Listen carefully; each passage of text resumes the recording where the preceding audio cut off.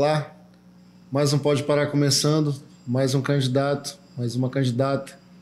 E a provocação de sempre: conhecer, reconhecer e ir atrás de saber que se o candidato está falando as coisas, se a candidata está falando as coisas que te interessam, divulga, segue lá na rede social, marca, compartilha.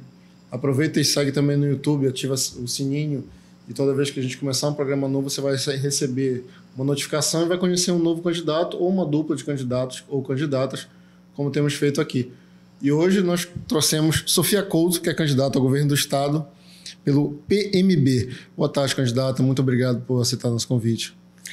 Boa tarde a todos. Eu que agradeço a oportunidade, primeiramente a Deus e depois ao Pode Parar, né? Parabéns pela iniciativa e pela organização.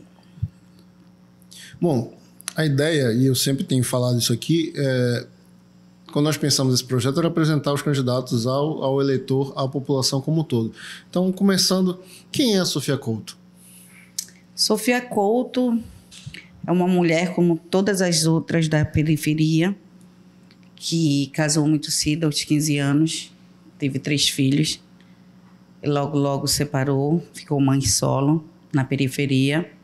Hoje estão todos criados, graças a Deus, e formados, mas que com muita luta e dificuldade vem tentando transformar vidas através do Instituto Maria Tereza. E reconhece na política uma oportunidade de transformar essas vidas, porque através da política, ela é feita com seriedade e compromisso com o povo, a gente percebe que pode sim dar oportunidade para todos os brasileiros e paraenses, né? Que são nossos irmãos. A senhora é natural de Belém mesmo? Eu sou paraense de Belém. O pessoal aqui gosta de mandar o bairro. Qual que é o bairro? Eu nasci e me criei no bairro da Cremação, naquela fronteira Cremação, Guamá, Jurunas, que é chamado Distrito d'Água, né? Esses foram os bairros que eu mais transitei durante toda a minha vida. A senhora quer contar um pouquinho da sua história de vida? E como é que a senhora, pensando nessa história, como é que chegou, pensou e aceitou ser candidata? Assim, a minha história de vida, ela, como eu comentei há pouco, ela se compara a muitas, se reconhece em muitas histórias das mulheres da periferia. Eu sou a primeira irmã filha de 6 irmãos. Minha mãe também era mãe solteira. E eu era, como a mais velha, sempre ajudei a criar meus filhos. Muito cedo, eu nunca tive pai. E muito cedo minha mãe se foi. Ela se foi quase com a minha idade hoje.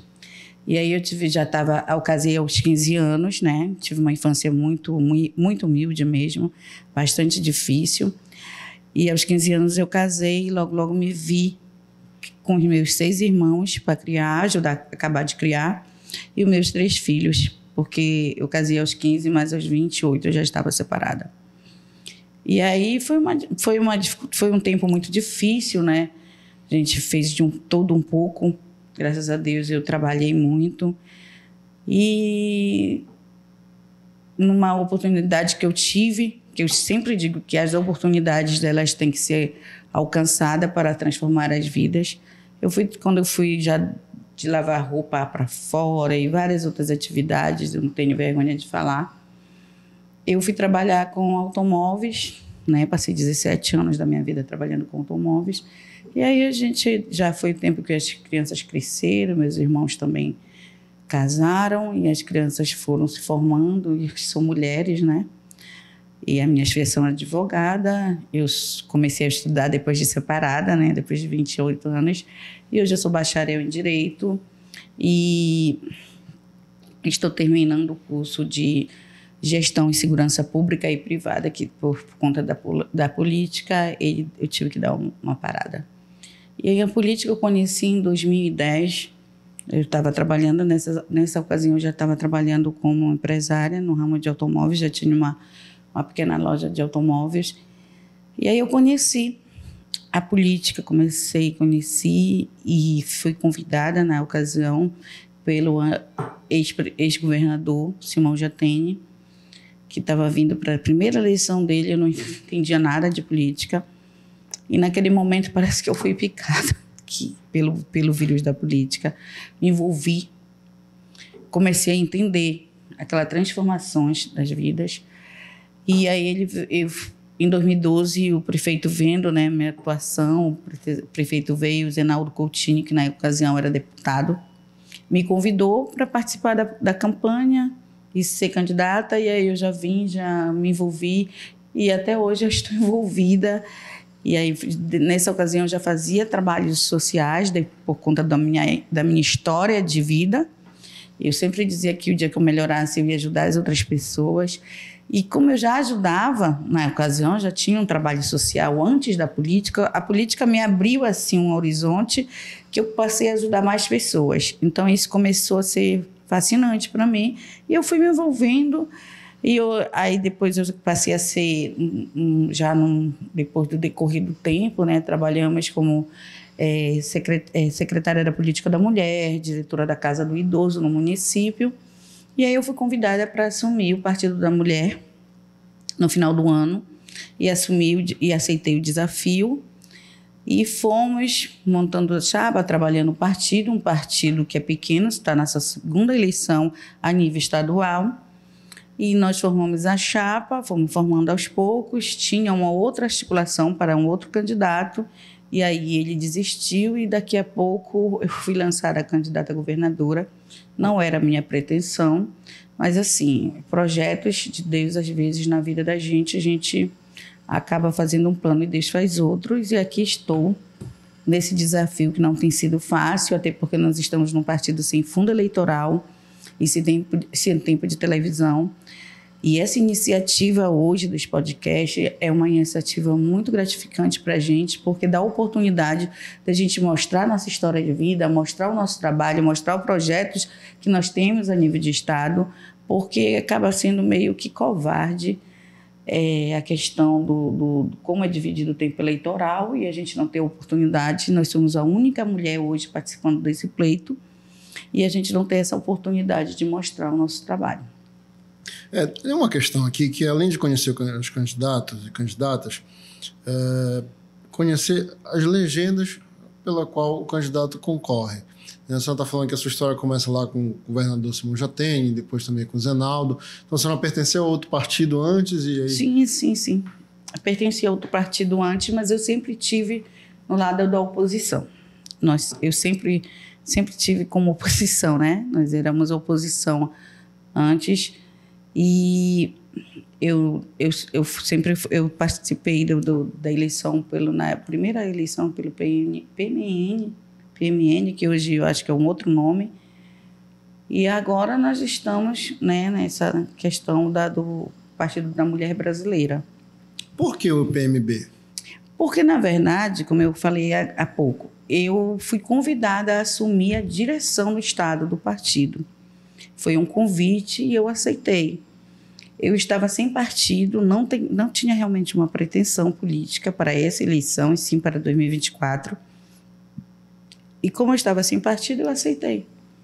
A senhora acha que a legenda pela qual os candidatos e candidatas concorrem à eleição também é um filtro para o eleitor entender que partido é esse, que valores defende esse partido, que bandeiras políticas, projetos políticos defendem? Com certeza, sem dúvida nenhuma. Eu acho que muitas das vezes o eleitor, por ele não ter esse conhecimento, ele acaba elegendo políticos que não têm um compromisso, né, com o que devemos. Por exemplo, tem partidos aí que defendem o aborto. Nós somos contra. Tem partidos aí que defendem as drogas. Eu já trabalhei álcool e outras drogas quando estava no município. Eu sei a dificuldade, eu sei o sofrimento que é de uma família ter um ente querido envolvido nesse meio. É uma doença que dificilmente o resgate é muito difícil, até porque a contaminação dela, a nível, né, do corpo, ela é por muito tempo. Então, o resgate de volta para essa vida, trazer para a sociedade é muito complicado. A gente sabe o sofrimento que é para um pai, para uma mãe, ter um filho envolvido no mundo das drogas. Então, partidos aí que defendem a droga, defendem o aborto, é muito complicado. E tem pessoas que não têm essa ligação, não fazem essa ligação, entendeu? Então, é muito importante que o eleitor se esclareça, procure esclarecer a qual partido que ele está defendendo aquele candidato. Candidata, a senhora está falando que alguns partidos defendem o aborto ou que alguns partidos defendem as drogas, mas como que é essa discussão? Porque é dessa forma que se discute, na verdade, esses assuntos? Na verdade, os assuntos são discutidos porque alguns partidos eles discutem a liberdade no todo, né? Principalmente os partidos que defendem o socialismo. Então, eles acham que liberdade se pode tudo, mas a gente discute, a gente defende a pátria, família, Deus, pátria, família. Então, o que a gente defende aqui, os valores familiares da Bíblia, que é a família. Hoje, nós também respeitamos as questões de escolha, né? As questões das outras opções. Isso não interfere na questão de nós estarmos de um lado e que eu sempre fui muito contra as bandeiras. As bandeiras, elas atrapalham o desenvolvimento de um país e até mesmo de um estado. Todo mundo sabe disso. Quem é bem esclarecido acaba sabendo que o fato de termos bandeiras, essa divisão, ela atrapalha o desenvolvimento. Isso é muito claro. Mas nós precisamos entender que nós seguimos uma regra, para nós que somos cristãos, que é a regra da Bíblia. Então, defender um aborto, que o dom da vida, quem dá é Deus, é uma coisa... O corpo é meu, mas a gente hoje tem métodos que pode evitar. Então, como é que se eu tenho métodos que podem evitar fazer um aborto, eu prefiro optar pelo aborto porque meu corpo, minhas regras, para mim, e é o que eu defendo, não funciona assim. A gente vai acabar entrando... se a gente aprofundar, a gente vai levar para um lugar que é um pouco problemático. Isso, complexo. No mínimo complexo. Mas acredito que a gente precisa elucidar essas questões no sentido de nenhum partido oficialmente defende o aborto. Acho que a gente precisa provocar uma discussão, um debate acerca desse assunto de forma mais madura. Legalização das drogas também é um assunto que há muita divergência sobre, mas como considerar e como debater essas ideias de forma mais aprofundada? O que a senhora entende disso? Eu acho que essa discussão fica a critério do povo. Se você for ver hoje na periferia, a necessidade é tão grande de uma oportunidade de emprego. As famílias hoje, nós vivemos num estado rico, né? Com todos os seus minérios, suas belezas naturais aí, tudo que temos para oferecer, mas é um estado pobre, de um povo pobre. A maioria dos paraenses, o Pará é o segundo estado em pior renda per capita do país. Então, você acha que lá na periferia, aonde se oferece um programa social para quem tem filhos, lá na periferia, aquela família que está precisando de uma oportunidade de emprego, ela vai ter tempo de discutir sobre... Se o governo não incentivar, se o governo não tiver programas que fale de esclarecimento mesmo, esse é um papel do governo. Esse é o papel do governo, colocar com campanhas que levem ao conhecimento do povo. Isso é um papel do governo, na minha opinião. Essa discussão... Não é um papel de todo mundo, na verdade. Principalmente é um papel da sociedade. É um papel da sociedade. Candidatos também, candidatas. Sim, mas é um papel da sociedade num todo. Mas quando eu te falo assim, que lá na periferia, muitas das vezes, aquela pessoa está mais preocupada em sustentar a sua família, em sustentar aquela mãe que é mãe solo, em sustentar aqueles filhos, trabalhar, muitas das vezes estudar para ter uma oportunidade melhor e ainda ter que educar e proteger seus filhos da criminalidade, volto a dizer, das drogas. Você acha que ela tem tempo para isso? E de quem é esse papel? É da sociedade, mas principalmente do governo. Só não está falando uma palavra recorrente aí, eu acho que é determinante também, principalmente pertencendo ao PMB, no sentido de mulheres aguerridas. Mulheres solos. Mãe solo. Essa frase é ótima, principalmente quando a gente toca no assunto aborto. Isso me remete a uma discussão também importantíssima. É muito mais fácil para o homem fazer esse aborto, né? esse homem que abandona essas crianças. Com certeza. E aí a gente também precisa discutir de uma forma mais serena. Quando se trata de mulher, a gente precisa ir para esse embate, para essa discussão. E eu volto a dizer que é o papel do governo esses esclarecimentos. Esse pai que abandona. Esse pai que abandona, esse pai que maltrata, porque muitas das mulheres, elas vêm sofrendo abusos diários, mesmo elas estando ao lado desse pai. Muitas vezes é mais negócio optar em ser mãe solo do que ter alguém do seu lado sendo abusivo. Mas por conta da sua família, por conta daquele amor, muitas das vezes ela se acaba aceitando este abuso. Ontem nós tivemos uma pessoa numa reunião, uma moça muito bonita, por sinal, que me contava que estava sendo abusada há mais de 20 anos numa relação. E para ela sair, ontem, ela estava pedindo retaguarda, e a gente faz resgate de mulheres.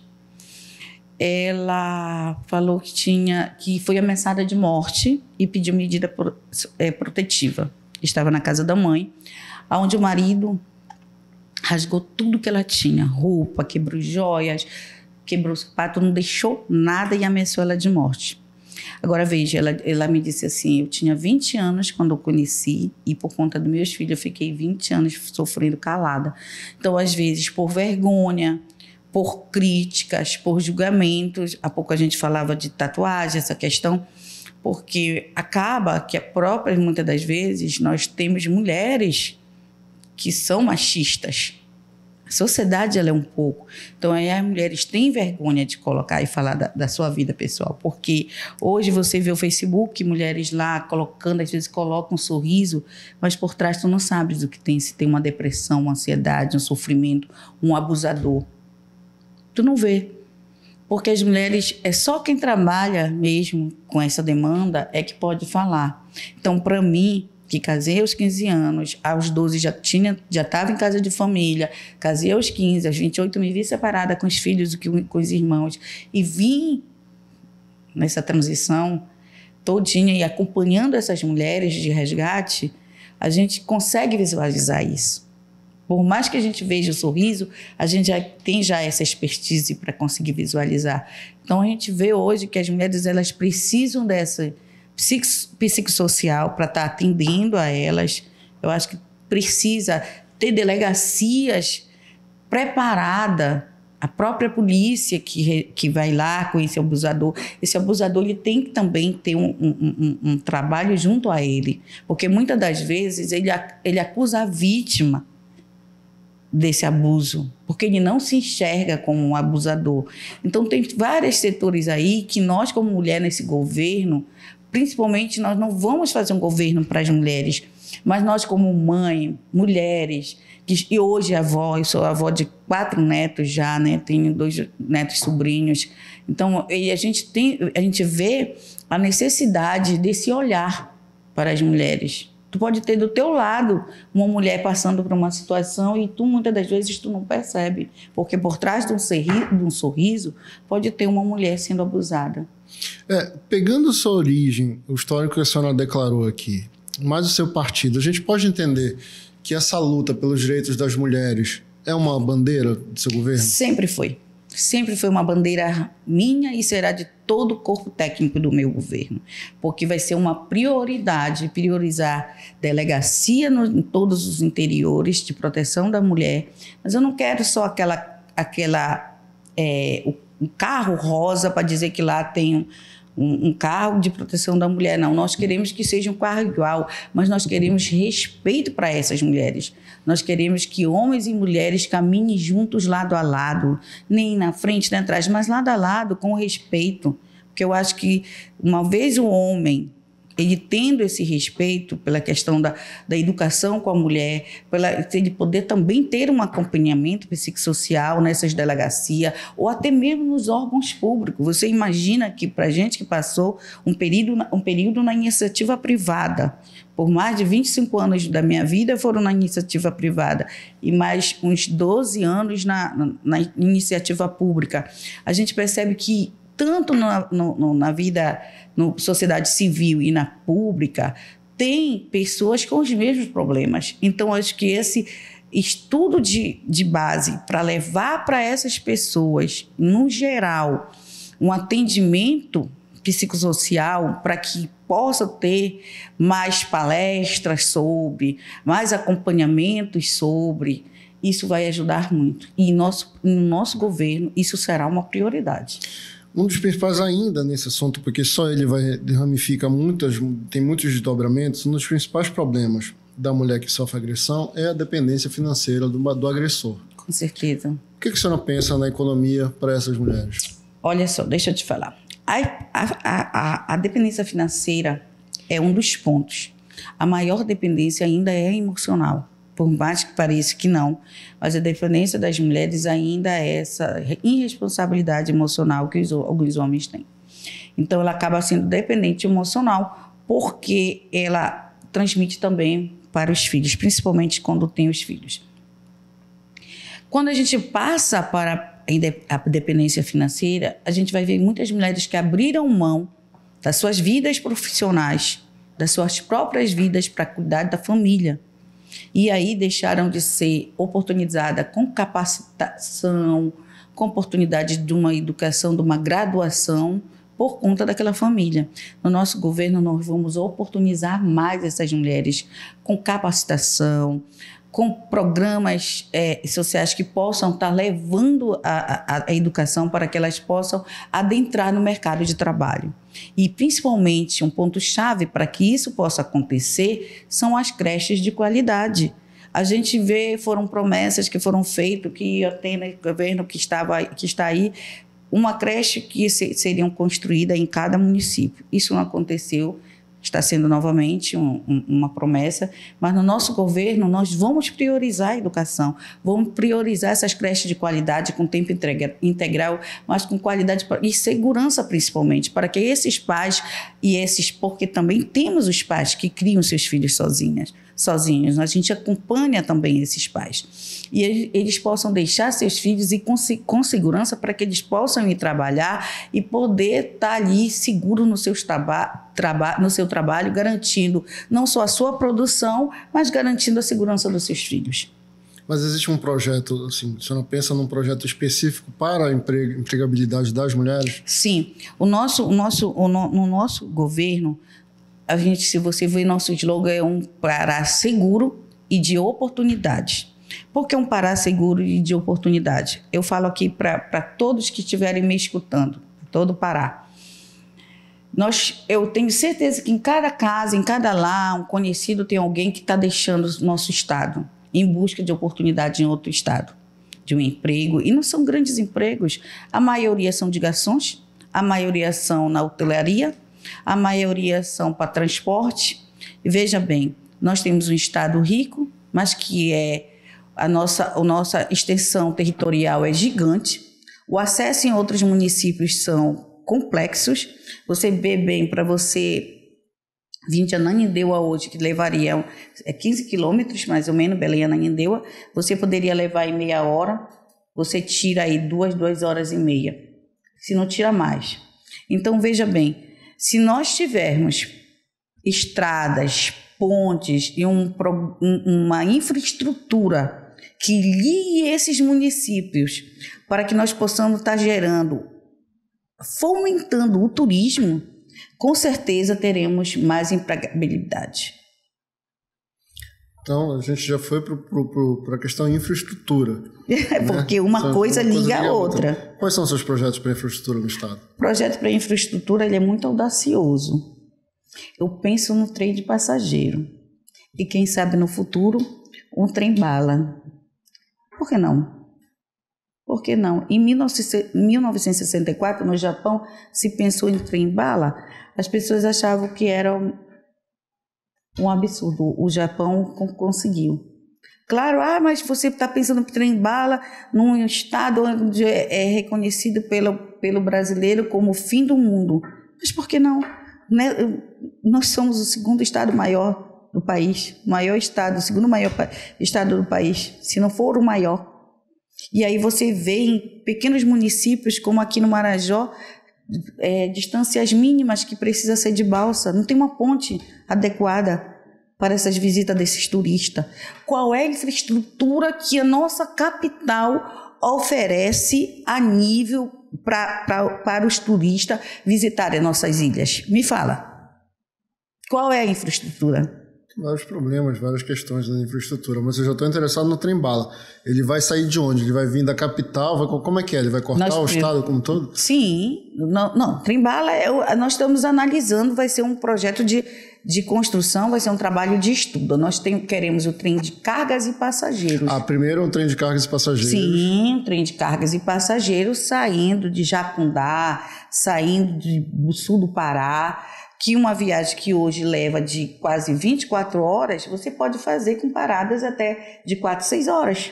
E aí você, que tenho certeza que já visitou o Nordeste, se você hoje tivesse uma acessibilidade a outros municípios tão lindo como nós temos, como Alter do Chão e outras praias maravilhosas que teria, você iria gastar seu recurso no Nordeste ou ficaria aqui no Pará? O Pará é maravilhoso.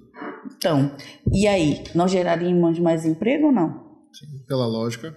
Pela lógica. O que é que está fomentando o turismo para onde nós estamos, para onde está saindo nossos irmãos paraenses? Em Curitiba, que geralmente é Curitiba e Florianópolis. Não é o turismo? Então, a nossa saída é turismo. A nossa saída, nós temos coisas lindas. Nosso estado é um estado maravilhoso na nossa diversidade. Nós só precisamos ter responsabilidade, gestores responsáveis que pensem nisso, na acessibilidade dos municípios, interligando um ao outro. Tu imagina um pequeno produtor que não consegue para chegar aqui para vender o seu produto no ver o peso. Quanto tempo ele leva? E aí, muitas das vezes, ele já fica, esse tempo todo já ficou da produção até ele trazer, já ficou tanto tempo que ele prefere até deixar lá, já nem volta com esse produto. Por conta do quê? O tempo que se leva para sair de um município ao outro. Essa é a nossa questão hoje no estado, é mínima. Às vezes eu fico achando ou que os gestores não querem, ou eles viajam e não olham o progresso, como funciona realmente os outros estados em desenvolvimento. Porque eu não vejo desenvolvimento desses últimos 4 anos no nosso estado. Outra coisa que a senhora falou também, que ficou na minha cabeça aqui, é segurança. Qual que é o projeto para segurança? Qual que é o problema hoje da segurança no estado e para onde a senhora acha que deve caminhar a segurança no estado? Olha, na minha opinião na segurança, tá? Hoje eu moro num bairro que não é considerado tão perigoso, mas partindo do princípio, nós vivemos na insegurança total. Ontem mataram mais um militar, né? Todo tempo a gente perdendo. A minha segurança começa em partir do princípio de dar segurança aos profissionais da segurança. Veja bem, ele também é uma vida, ele também deixa a sua família todos os dias e não sabe se vai voltar. Você tem que dar, o Estado ele tem a obrigação de dar segurança para esses profissionais e também qualificar e, sobretudo, ter responsabilidade e ele se sentir valorizado. Que hoje, nem a sociedade no todo, já tem a polícia ali. A polícia no nosso estado ela não é valorizada como ela deve. Entendeu? Então, nós queremos valorizar esse profissional com cargos e carreira. Nós queremos trabalhar o escalonamento que está parado há muito tempo. E isso vai dar como é que eu posso dizer? Vai dar uma garantia de direitos e vai valorizar o profissional. Entendeu? Queremos trabalhar a parte da moradia com isenções para esses profissionais e trazer a sociedade num todo para trabalhar em conjunto com a polícia de bairro, trazendo com mais policiamento para dentro dos municípios também. Eu acho que hoje nós temos mais de 1.000 pessoas, mais de 1.000 habitantes para um policial, e esse quantitativo é pequeno de polícia. O salário É um salário que não é, se não é o pior, não é o pior, mas é um salário que deveria ser muito bem melhor remunerados, entendeu? Os bombeiros, as mesmas coisas. A partir de 2024, o corpo de bombeiro vai perder 50% do seu corpo para a reserva. Hoje nós temos 3.300 habitantes para um bombeiro. Você imagina isso? É município que não tem nem estrutura. É por região. Nós temos 3.300 habitantes por um bombeiro. A partir de 2024, a metade vai para a reserva. Você imagina como vai ficar? Então, nós temos que ter uma preocupação. A gente não vê o governo preocupado com essas questões. É mais fácil... Eu prefiro até não comentar, mas tem outros sistemas de trabalho que parecem muito mais fácil. Mas no nosso governo, nós queremos dialogar com mais afinco com essa categoria. Tanto dos militares, da polícia militar, os bombeiros, as guardas municipais dos municípios, trabalhar em conjunto com os prefeitos nessas questões, para que a gente esteja valorizando essa categoria e trazendo também esse policial para o aconchego da população, da sociedade. Agora, uma coisa importante, principalmente mantendo a fala de coisas interligadas, o aumento da criminalidade vem com o aumento da desigualdade social, né? O que a senhora imagina também como forma de enfrentamento à diminuição da desigualdade social no estado do Pará? Acabei de te falar. Oportunidades de emprego. Com a oportunidade de interligar os municípios, você tem mais empresários investindo, mais pessoas trabalhando, a economia sendo gerada e o Estado arrecadando mais impostos e, com certeza, tendo esses impostos sendo transformado em qualidade de vida como ele deveria ser trabalhado. A base da sua proposta, então, de fato, é o turismo no Estado e aí, a partir do turismo, de desenvolver o Estado. A base do meu governo é o desenvolvimento do nosso Estado real. A base do nosso governo é oportunidade. Essa é a base do nosso governo. Veja bem, eu vou falar aqui um dado para você, que talvez muitos dos nossos ouvintes não saibam. A Vale está extraindo nossos minérios desde 1970. Desde 1970, mais ou menos isso, quase a minha idade. Aí a Vale deve alguns impostos, mas o que ela faz hoje? Ela fez no governo atual. Ampliou o Parapaz, construiu, ajudou a construir, que muitas das vezes, para quem não é informado, acha que o dinheiro do imposto não é, do ICMS, não é esse dinheiro que foi construído, foi a Vale que trouxe esses programas do Parapaz. E é só isso, como se fosse o que, olha, eu vou levar para as garrafas, mas pega aqui na copa, eu vou te dar um pouco d'água. Vive ali dando só o mínimo. No nosso governo, nós vamos cobrar de verdade essa responsabilidade social com a Vale. Eu quero deixar o meu recado, que a Vale vai ter o compromisso de ajudar nesse desenvolvimento, porque os nossos minérios saem há mais de 50 anos só extraindo as nossas riquezas e não tem deputados federais, não tivemos senadores para dar uma resposta para essa empresa que vem deixando poucas pessoas com muito e a nossa sociedade, como você diz, com desigualdade social. Uma coisa só tocou num ponto fundamental agora. A gente está numa eleição para cargos importantíssimos, 5 cargos importantíssimos, mas normalmente se discute muito a corrida presidencial e o majoritário também, que é o governador. Mas se esquece de deputados estaduais, deputados federais e o senador, né? A população acaba votando, dando esse voto, um voto de esquecimento, um voto de santinho, um voto não volta para cobrar, vendendo não vê propostas. Como é que a senhora pretende buscar apoio e o que a senhora entende também de mudança no comportamento do eleitor para valorizar esses cargos que são, sim, muito importantes? Olha, o primeiro passo que a sociedade precisa entender... Só um minuto, desculpa. O primeiro passo E nós devemos, como formadores de opinião, e aqui quem vai falar não é só a candidata, mas é uma pessoa que viveu na periferia, que sabe essa história da necessidade de um pão de cada dia, criou 3 filhos sozinha, 6 irmãos sem pai praticamente. Eu sei, eu vivi. Às vezes as pessoas dizem, olha pra gente, mas tu não sabe a necessidade. Sei, eu vivi na época que nós não tínhamos programas sociais como ajuda de governo para ajudar essas famílias. Nós não tínhamos, e eu vim de lá. Então eu não lembro nenhuma vez vender meu voto. Por isso, para mim, hoje está sendo com muita dificuldade de fazer a política sem recurso, porque nós precisamos da logística. Mas eu sou contra a compra de voto, eu sou contra esses derrames de dinheiro que estão sendo feitos aí no nosso estado.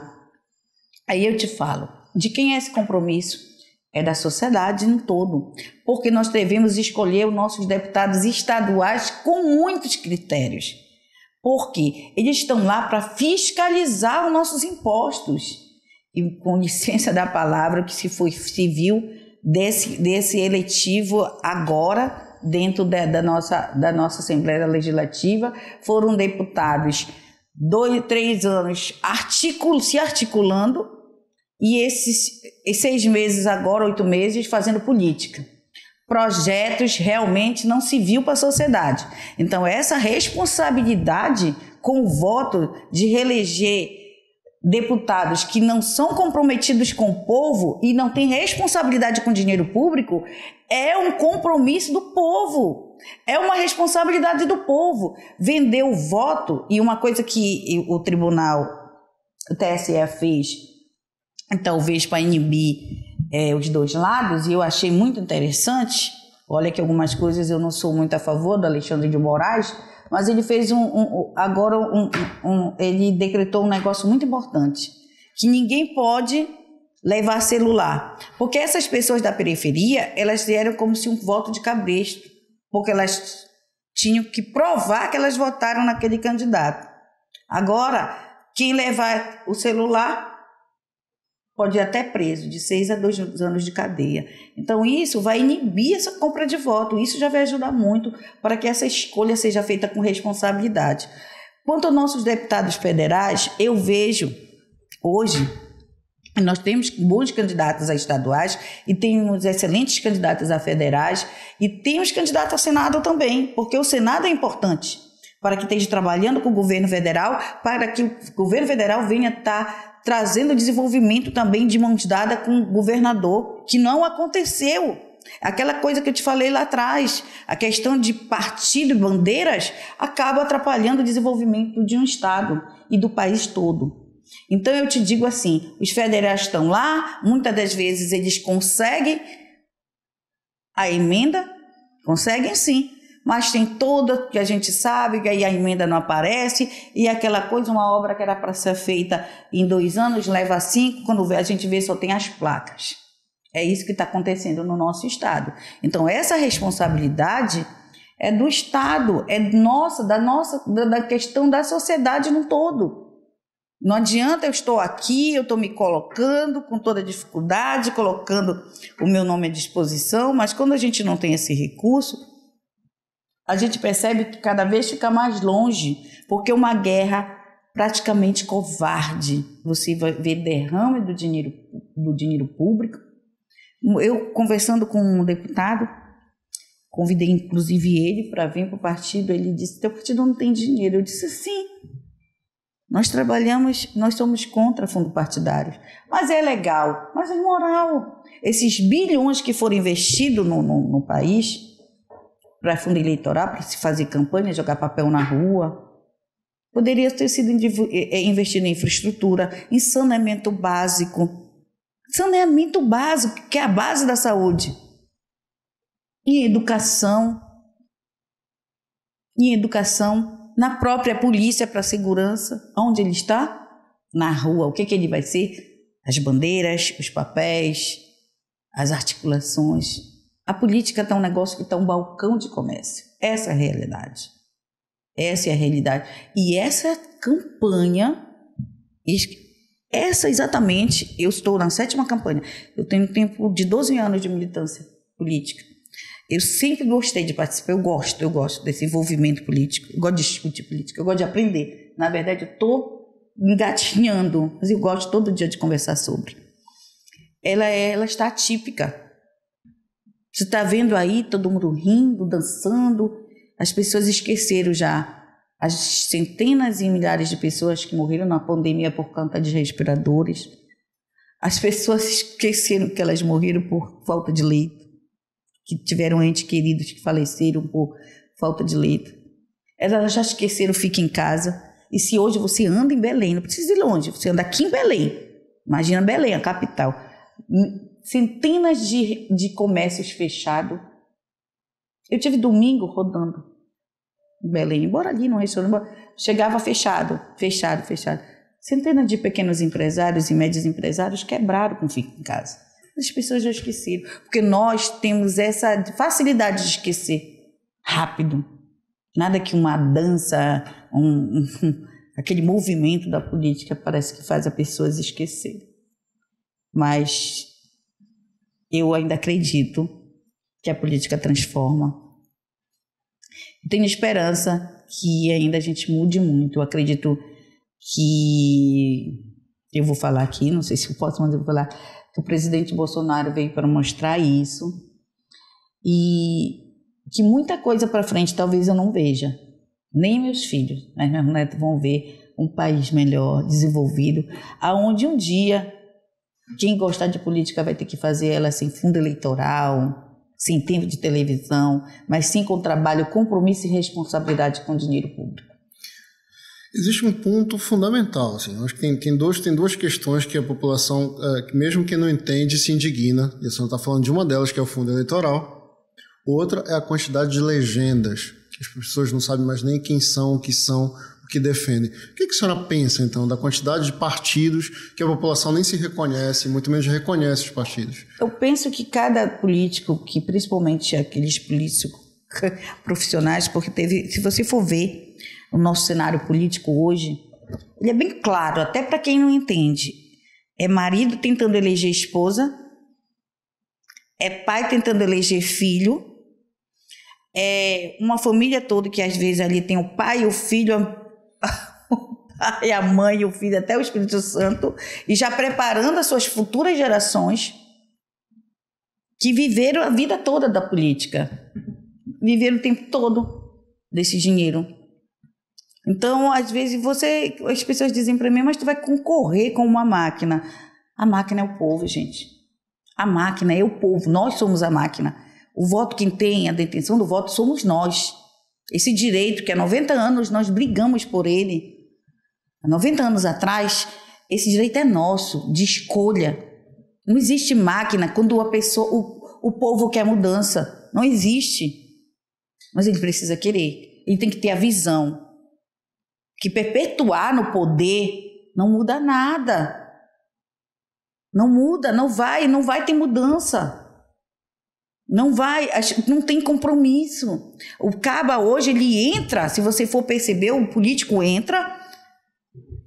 Eu não vou citar não, mas tem histórico de o político que era vereador, virou deputado estadual, passou 2 anos, virou prefeito. Agora ele vai eleger a esposa dele. Gente, o povo não enxerga. Da onde vem esse dinheiro para isso? O povo não enxerga isso, vem da saúde que deixou de ser trabalhada em favor do povo. Isso vem da educação, da merenda escolar, vem de algum lugar, não é do bolso deles. O político profissional, ele não usa o capital dele para a política. Ele passa o tempo todinho se articulando atrás de recursos, atrás das verbas, para fazer a campanha.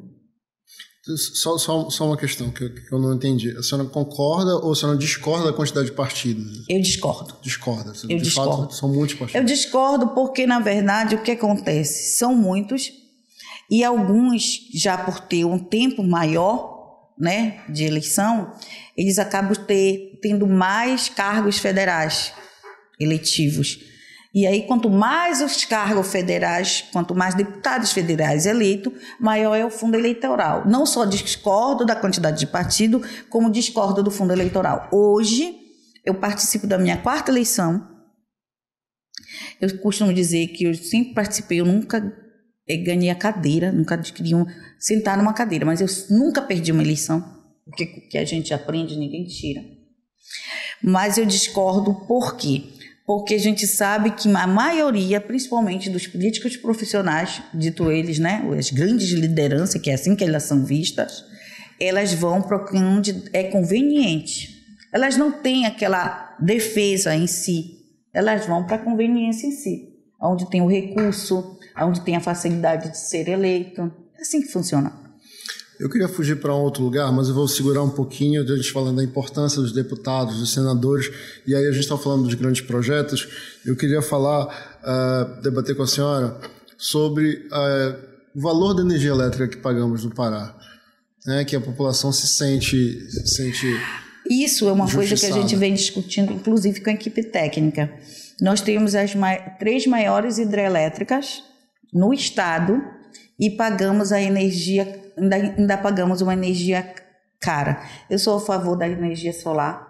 Eu acho que a partir do nosso projeto, a nível de caminhar com o prefeito, como projeto inicial, eu venho pensando sempre, e aí eu vou sempre para o lado turístico, que a gente sempre viaja, e acho que isso é muito importante, essa visão de você olhar o que vai trazer desenvolvimento para o seu estado, para o seu município, é fazer com que o ver o peso nessa caminhada com o prefeito, se eleita for, a gente coloque placas solares.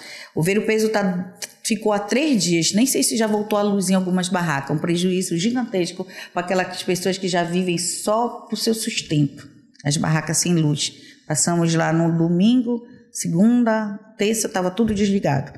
Então eu acho que a placa solar, com aquela questão céu aberto mesmo, mas questão refrigerada, onde o turista possa realmente ali ter prazer em frequentar. Então, eu acredito que no nosso governo a gente vai estar sentando com esses empresários, com esses investidores da energia solar, para que a gente possa trazer para a nossa população uma energia mais barata. Além dos pequenos empresários, como você usou de exemplo diferente, também para as residências. Para residência, com certeza. Hoje você já consegue colocar energia solar até nos prédios, né? Então, você vai ter aí um custo mínimo, e a energia solar hoje funciona, você compra, daqui a pouco é sua. Você não vai estar pagando aquilo que não é seu. Então vai ser uma economia, se o governo fizer um investimento junto aos empresários, com certeza só a população que tem a ganhar. Então o projeto é a energia solar do Pará todo? No Pará todo, principalmente nos municípios menores, onde aquela família já não tem condições nem do alimento, imagine de pagar uma energia, né? A senhora falou também aqui de políticos profissionais. A senhora entende que, mesmo esses políticos estão há algum tempo se renovando a cada eleição, se perpetuando, que eles não se renovem nada. Não são preparados, não são capacitados para Olha, se falar de capacidade é muito complexo. Eu não acredito que não são capacitados. Eu acredito que não são comprometidos e não têm responsabilidade social, principalmente com o dinheiro público e com o povo. Muitos deles. Eu não acredito que não tenha preparo, não, porque até pelo tempo todo, né, tem político que nunca fez nada na vida, sempre foi político. A gente não, aqui a gente já trabalhou em vários segmentos, sabe como é o dia a dia, o batalho para ganhar aquele pão de cada dia. Mas tem político não, que já nasceu de família, a família já era política, cresceu naquele meio e hoje, se tu colocar para fazer alguma coisa, não sabe fazer nada, que se não for política. O que está faltando para a renovação política? O povo tem que se esclarecer, o povo tem que acordar, o povo tem que ver que quem elege é o povo. E a hora que o povo acordar, com certeza, mas olha, deixa eu falar uma coisa. Pode falar tudo. Eu acredito nessa mudança na Lepa. E acredito mais, que vai ser, até porque por conta de algumas mulheres que têm aí uma retaguarda boa, a renovação da Câmara Federal vai ser grande. Eu acredito em 5, 6 mulheres eleitas, nós só temos uma, né? Mas eu acredito em 5, 6 mulheres, então vai dar uma renovada bacana. que é o nosso projeto, ver mulheres discutindo políticas iguais, com igualdade social para todos nós, homens e mulheres. Mas eu acredito numa grande renovação na LEPA. Eu acho que de 30% a 40% vai renovar. Eu acredito. Muitos não vão voltar. Se o povo for inteligente, né? Não precisa ser muito inteligente, ser esperto. Hoje, o que é que nós temos? Uma grande arma além do nosso voto, do nosso título. Um celular. Aquela casa mais humilde que você entre, no interior, que para pegar a internet tem que correr lá na esquina. A gente já foi um dia, eu e a Cris, chegamos naquele interiorzinho lá, sabe? Que para pegar a internet a gente tinha que andar uns 2 quilômetros. Mas tinha o celular. Então, se hoje as pessoas buscarem esse esclarecimento, com certeza essa renovação vai acontecer, porque tem muita coisa para ser descoberta. E eu vou colocar aqui para ti, principalmente no nosso Assembleia Legislativa, que é para fiscalizar nossos impostos. No nosso governo nós vamos colocar o programa Fiscaliza Pará, aonde a população, aquela que é mais humilde, ela vai saber que entrou aqui, como entrou, né? No ano de 2021, nós tivemos uma arrecadação muito alta em termos de CMS, no imposto no total. E aí nós vamos ter bem esclarecido, porque hoje você não sabe como é que é usado esse dinheiro. Eu fico pensando assim, não usou, né? Tivemos quase 4 bilhões de empréstimo aprovado pela LEPA e até hoje a população também precisa desse esclarecimento por esse dinheiro, qual foram as obras de grande impacto, para onde foi destinado esse dinheiro. Então, no nosso governo, nós vamos estar lá ampliando esse esclarecimento à população dos recursos, como serão usados. Candidata, tem uma coisa maravilhosa na sua fala. Nessa última hora, a senhora tem falado da importância dos deputados, dos senadores. Então, a gente está falando das 3 casas. A gente está falando do Legislativo, do Executivo e do Judiciário. É importante a integração dessas casas? É importante que essas casas se vigiem, se apoiem para a governabilidade? Olha só, é importante que ande de parceria, mas parceria a qual cada um cumpra o seu papel. Tá? Eu como legislativo, eu como executivo, o judiciário, cada um cumpra o seu papel de fato. Ele tem que cumprir o papel. Alguém não está cumprindo o papel? Né? Não é que eu não sei se alguém está cumprindo, mas eu acredito que o legislativo ele precisava fiscalizar um pouco mais. Então, eu vou voltar para a questão da energia elétrica. Você está falando, por exemplo, falta vontade política, por exemplo, para a gente conseguir baixar, já que a gente produz energia, e a gente briga para baixar, e depois daqui a pouco vai lá e aumentam de novo? Eu acredito que não só na energia elétrica, meu caro, eu acredito que em todas as questões de desenvolvimento, de economia, de empregabilidade, de saúde, de educação, de saneamento básico, em todas essas demandas, falta compromisso, sim, de alguns parlamentares. Tem uma coisa que a gente já está acabando o nosso tempo e eu não posso deixar de lhe perguntar sobre saúde. Quais são as suas bandeiras, as propostas do seu governo para a saúde no Estado? A minha principal bandeira para a saúde é investir em atenção básica.